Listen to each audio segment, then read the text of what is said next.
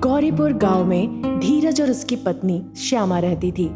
एक दिन धीरज खेत से पानी देने के बाद घर पर वापस आ रहा था, हाथ में एक फवाड़ा लेकर। तब तक काफी अंधेरा हो चुका था। अरे काम करते करते मुझे वक्त का पता ही नहीं चला। काफी अंधेरा हो गया है, मुझे जल्दी घर जाना होगा। श्यामा घर में अकेले है, उसे डर लग सकता है। यही सोचते सोचते वो घर वापस आ रहा था। जब वो कब्रिस्तान से होकर गुजर रहा था, उसे अचानक से कुछ आवाजें आने लगी। कोई बचाओ, मुझे बचाओ, जल्दी यहाँ पर। धीरज आवाज सुनने के बाद आसपास देखने लगा, पर उसे वहाँ पर कोई भी नहीं दिखा। कौन हो तुम और तुम कहाँ से बोल रही हो? मैं तुम्हें कहीं पर नहीं देख पा रहा हूँ। उस महिला की आवाज सुनकर धीरज भी जोर से चिल्लाकर बोलने लगा। मैं कब्रिस्तान के अंदर से बोल रही हूँ, जहाँ तुम खड़े हो, जल्दी से मुझे यहाँ से निकालो। सुन रहे हो कि नहीं? धीरज काफी डर गया और जल्दी से अपने फवाड़े से जमीन को छेद करने लगा। काफी अंदर तक गड्ढा खोदने के बाद भी उसे वो महिला नहीं दिखी। फिर उसने कहा, तुम कहाँ हो? मैं तुम्हें नहीं देख पा रहा हूँ। पर शैतान कुछ बोली नहीं। ये कैसी बात हुई? ये महिला तो अब कुछ बोल ही नहीं रही है। क्या ये कोई शैतान है जो मुझे कब्रिस्तान के अंदर बुला रही हो? वो अपना फवाड़ा लेकर घर जाने लगा। वो फवाड़ा खून से लथपथ हो गया था। धीरज ने उस खून को गौर नहीं किया। उधर श्यामा अकेली थी घर पर। अरे वो अभी तक घर नहीं लौटे क्यों? श्यामा धीरज के लिए इंतजार कर रही थी। इस बीच धीरज घर लौट आए। उसके हाथ में पकड़े फवाड़े को श्यामा को दे दिया। क्या हुआ जी, तुम्हें इतनी देर क्यों लगी और इतने पसीने क्यों आ रहे हैं तुम्हें? अरे कुछ नहीं, काफी देर हो गया था घर लौटने में, इसीलिए जल्दी जल्दी चल कर आया हूँ। फिर श्यामा फवाड़े को लेकर गई उसे धोने के लिए। उस फवाड़े में लगे खून उसके हाथों में लग गए और उसे अचानक से एहसास हुआ कि उसके शरीर के अंदर कुछ प्रवेश हो गया। बीच रात में जब धीरज और श्यामा सो रहे थे, श्यामा अचानक जग गई और शैतान में बदल गई और वो चलकर बाहर जाने लगी। फिर थोड़ी देर रुककर सोचने लगी वो। बहुत दिनों के बाद मुझे आजादी मिली है। अब से मैं शिकार करना शुरू करूंगी। वो शैतान गांव में घूमने लगी। अचानक से किसी के घर में उसने ताक झांक की। वहां एक लड़की सो रही थी। शैतान ने उसे हवा में उठा लिया, उसके गले को पकड़ के, और गले को मटक कर उसने सारा खून पी लिया। उसके बाद वो लड़की भी शैतान में बदल गई। आओ, मेरे शरीर में प्रवेश कर जाओ। फिर वो शैतान उसके शरीर में प्रवेश हो गई और 2 सर वाली शैतान बन गई। अब मेरे पास बहुत शक्तियां हैं। वो शैतान घर लौट गई और फिर से श्यामा में बदल गई। दूसरे दिन रात में जब सब सो रहे थे, श्यामा अपनी नींद से जाग गई और 2 सर वाली शैतान में बदल गई और निकल पड़ी शिकार की खोज में। रमेश और सुरेश दोनों ने श्यामा को 2 सर वाले शैतान में बदलते हुए देखा। अरे ये तो धीरज की पत्नी है ना? वो इस तरह भयानक शैतान में कैसे बदल गई? उसको देखकर ही काफी डर लग रहा है, ऐसा मानो कि वो मेरी जान ले लेगी। देखो देखो, पता नहीं हमारे दोस्त शैतान के साथ कैसे रह रहा है इतने दिनों से। धीरज को इस बारे में पता है भी कि नहीं, ये भी सवाल है।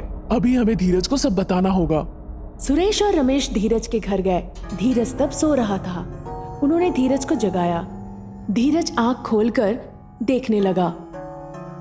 अरे क्या हुआ? तुम सब यहाँ क्यों हो? धीरज ने देखा उसकी पत्नी उसके बगल में नहीं है। अरे श्यामा कहाँ है? श्यामा, श्यामा! वो उसकी पत्नी को बुलाने लगा। हम यहाँ आए हैं तुम्हें श्यामा के बारे में बताने के लिए। हमने अपनी आंखों से देखा उसे एक भयानक शैतान में बदलते हुए और घूम रही थी। ये क्या बोल रहे हो तुम लोग? ये कैसे संभव हो सकता है? अगर तुम जानना चाहते हो तो चलो हमारे साथ। धीरज को बाहर लेकर गए। 2 सर वाली शैतान गांव में घूम रही थी। धीरज, सुरेश, रमेश शैतान के पीछे पीछे चलने लगे। वो 2 सर वाली शैतान एक घर में घुसी। वो लड़की सो रही थी। उसे हवा में उठाकर उसके गले को दबा लिया और उसका खून पी लिया। फिर वो लड़की भी उसके तरह शैतान में बदल गई। उसके बाद उसे वो अपने शरीर में प्रवेश कर ली। फिर तुरंत वो शैतान 3 सर वाली शैतान हो गई। अब मुझे कोई नहीं रोक सकता है। मैं अब सबसे शक्तिशाली हो गई हूँ। धीरज, सुरेश, रमेश ये सारी चीजें छुप छुप के देख रहे थे और काफी डर गए। शैतान वहां से निकल आई वैसे ही फिर वो श्यामा में बदल गई और घर जाके सो गई। हे भगवान, ये सब क्यों हो रहा है? अब मुझे क्या करना चाहिए? अगर मैं इसका कुछ हल ना निकालूं तो ये लोगों की जान पर भारी पड़ सकती है। चलो हम जाकर किसी जादूगरनी से बात करें इस बारे में। वो बताएगी हमें कि क्या करना चाहिए। दूसरे दिन वो तीनों जादूगरनी के पास जाकर सारी बातें खुलकर बताए।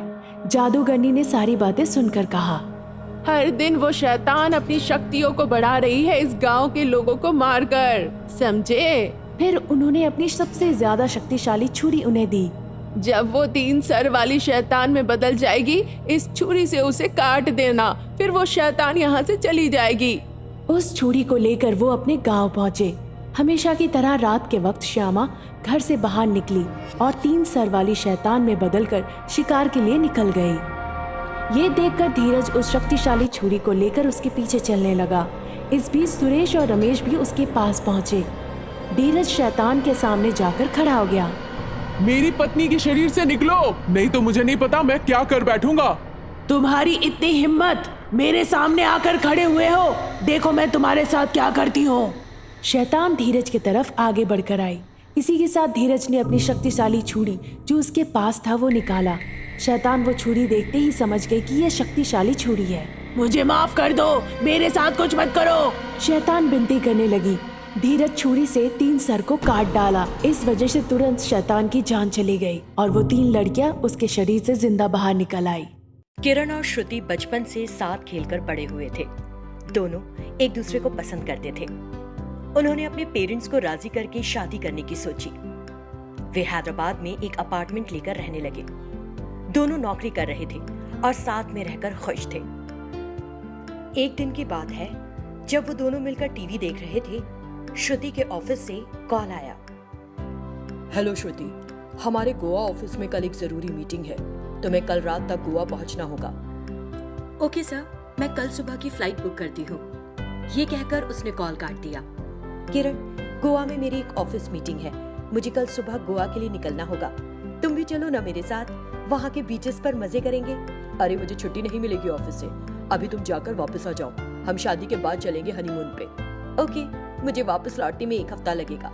अपना ख्याल रखना। ठीक है, आराम से जाओ। अगले दिन श्रुति गोवा के लिए निकल गई। किरण फ्लैट में अकेला था और आराम से सोया।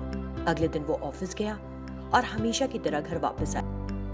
लेकिन उस रात बहुत देर तक कोशिश करने के बाद भी उसे नींद नहीं आई। उसने खुद को कंबल से ढक लिया और किसी तरह सो गया। थोड़ी देर बाद उसे कुछ आवाज सुनाई दी और वो जाग गया। कंबल उसके ऊपर नहीं था, बगल में गिरा पड़ा था। उसे शक हुआ कि किसी ने घर में घुसकर सारी चीजों को तलाशा है, लेकिन अंदर कोई नहीं मिला। वो घबराते हुए फिर से सो गया। तभी किसी ने दरवाजा खटखटाया। खटखट की आवाज से किरण जाग गया और दरवाजा खोलने गया। श्रुति सुबह सुबह गोवा से लौट आई थी। वो अंदर आई और किरण से पूछा,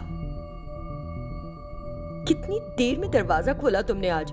तुम आज कैसे आ गई? तुमने तो कहा था कि 1 हफ्ता लग सकता है। आज तो 2 ही दिन हुए हैं। मीटिंग खत्म हो गई तो मैं वापस आ गई। मेरे आने से राजा जी की नींद टूट गई ना। इतना कहकर वो मुस्कुराई और वॉशरूम जाकर फ्रेश होने लगी। किरण की रात में नींद ठीक से नहीं हुई थी, इसलिए वो ठीक महसूस नहीं कर रहा था। किरण, क्या हुआ? तबीयत ठीक नहीं है क्या? चलो हम अस्पताल चलते हैं।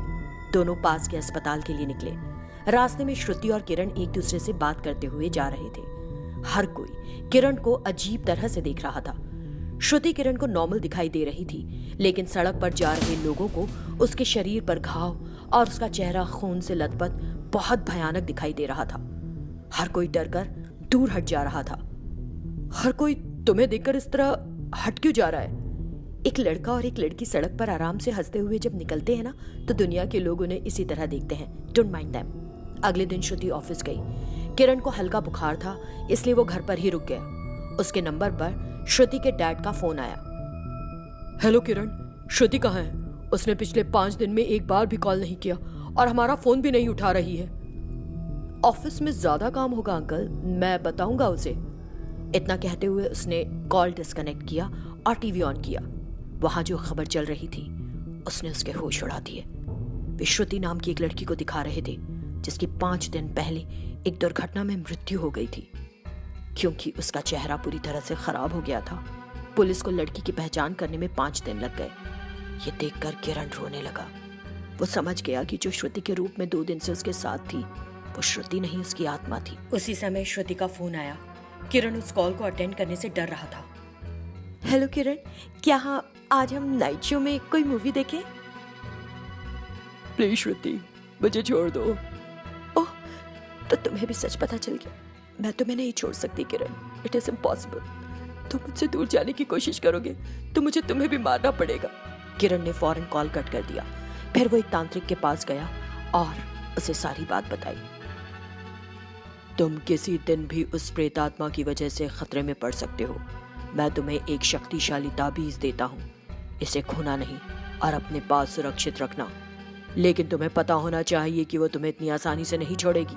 ये कहते हुए उस जादूगर ने एक ताबीज उसके हाथ में बांधा। उसके बाद से किरण ने श्रुति को नहीं देखा और न उसका कॉल आया।